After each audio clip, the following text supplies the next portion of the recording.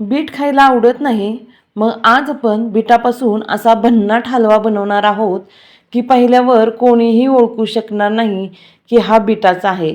अगदी चकाकणारा रंग, जेलीसारखा मऊसूद, तोंडात विरघळणारा आणि ड्रायफ्रुट्सने भरलेला हा हलवा आपण कॉर्नफ्लॉवरचा वापर करून अगदी सोप्या पद्धतीने बनवणार आहोत. तर चला मग सुरुवात करूया सुंदर आणि स्वादिष्ट अशा रेसिपीला. इथे मी 3 बीट घेतलेले आहेत. मी बीट तासभर पाण्यात भिजत ठेवले ते. काय होतं, बीटाला खूप माती असते, चिखल असतो, त्याच्यामुळे एकदम स्वच्छ धुवून काढायचे. तासभर पाण्यात ठेवल्यानंतर त्याला 2 पाण्याने अजून स्वच्छ धुवून घेतले आणि कोरडे केले. आता ह्याचा वरचा शेंडा आणि खालचा बुडका आपल्याला काढून घ्यायचा आहे. लहान मुलांना बीट अजिबात खायला आवडत नाही. लहानांनाच काय, अगदी मोठ्यांनासुद्धा बीट खायला नको असतं.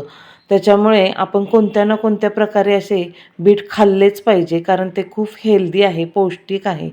आता बीटाच्या आपण सगळ्या वरच्या साली अशा काढून घेणार आहोत आणि बीट एकदम स्वच्छ होतं साली काढून घेतल्यानंतर. तर बघा, पिलरच्या सहाय्याने सगळ्या तिन्ही बीटांच्या साली काढून घेतल्या. आता याचे आपल्याला असे तुकडे तुकडे करायचे आहेत. आपल्याला छान जास्त लहानसुद्धा नाहीत करायचे आणि जास्त मोठे पण नाही, कारण आपण हे मिक्सरला बारीक करणार आहोत. तर सगळे असे तुकडे करून घेतलेले आहेत बीटाचे. बीटाची रेसिपी एकदम सोपी आहे आणि खायलासुद्धा खूप टेस्टी आहे आणि बनवायलासुद्धा खूप सोपी आहे. तर बघा, सगळे तुकडे बनवून घेतलेले आहेत. आता हे सगळे आपण मिक्सरच्या मोठ्या भांड्यात काढायचे. मिक्सरच्या मोठ्या भांड्यात काढल्यानंतर याच्यात आपल्याला बारीक करायचं आहे. तर बारीक करताना पाणी एकदम वापरायचं नाही आहे. पहिल्यांदा मी अर्धा पेला पाणी घातलेलं आहे आणि मिक्सरला बारीक केलेलं आहे. नंतर अजून परत 1 पेला पाणी घालून बारीक केलेलं आहे. असा 1.5 पेला पाणी लागलं, कारण 3 बीट आहेत त्याच्यामुळे. सगळं आता हे चाळणीवर आपल्याला गाळून घ्यायचं आहे. ह्याचा फक्त आपल्याला ज्यूस घ्यायचा आहे बीटाचा.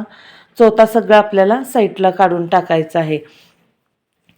तर सगळं ओतून घेतलं की असं आपल्याला सगळं खाली ज्यूस भेटतो आणि सगळं दाबून दाबून चमच्याने असा त्याचा ज्यूस काढून घ्यायचा आहे. नंतर हाताच्या साहाय्याने आपल्याला अजून पिळून पिळून ह्याचा ज्यूस काढून घ्यायचा आहे. अगदी दुकानात कसा असतो हलवा, तशी ही रेसिपी बनते आणि कुणाला विश्वासच पटणार नाही की ही घरी बनवलेली आहे म्हणून. एवढी छान आणि सुंदर बनते. एकदा आमच्यात पाहुणे आले होते, त्यावेळेस अशीच बनवलेली होती. त्यांनासुद्धा मी दिली खायला. तर म्हटले, कशासाठी हलवा आणला होता, काय आहे खास? मी म्हटलं, काय नाही, हा घरी बनवलेला हलवा आहे. अगदी त्यांना विश्वाससुद्धा पटला नाही की बिटापासून बनवलेला आहे म्हणून. इतका सुंदर झाला होता हा हलवा. तर सगळं आपण ह्याचा ज्यूस काढून घेतलेला आहे. एकदम मस्त झालेला आहे. आता ह्याच्यात आपल्याला साखर घालायची आहे. तर साखर तुम्ही तुमच्या अंदाजाने घाला, गोड कमी जास्त. इथं मी छोटी अर्धी वाटी साखर घेतलेली आहे.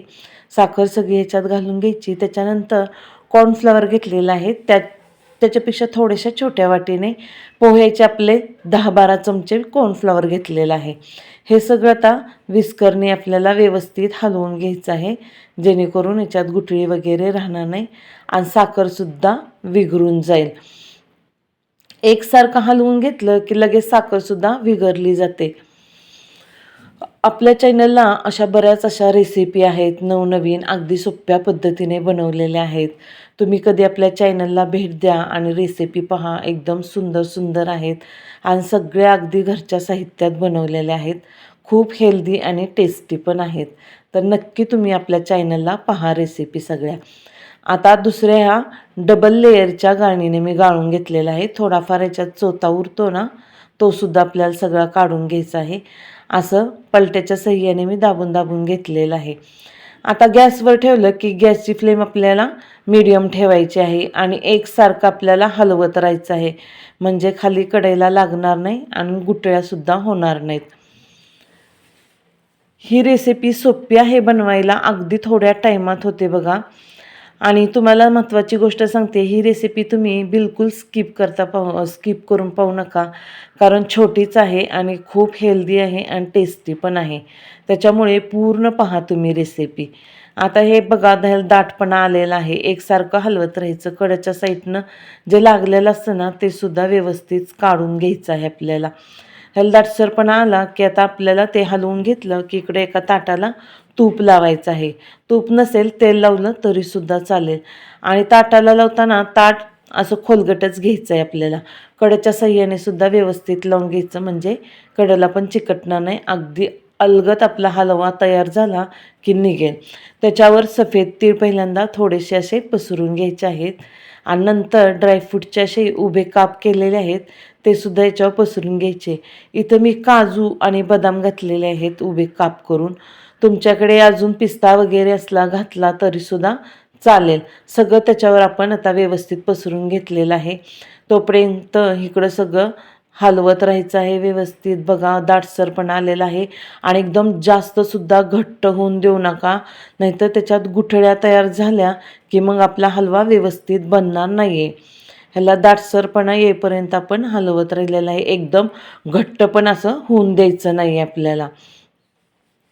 तर बघा कलर तर किती सुंदर दिसतो आहे, एकदम मस्त. अगदी तुम्ही बनवलं ना, तुम्हाला कोणीसुद्धा म्हणणार नाही की तुम्ही ही रेसिपी घरी बनवलेली आहे.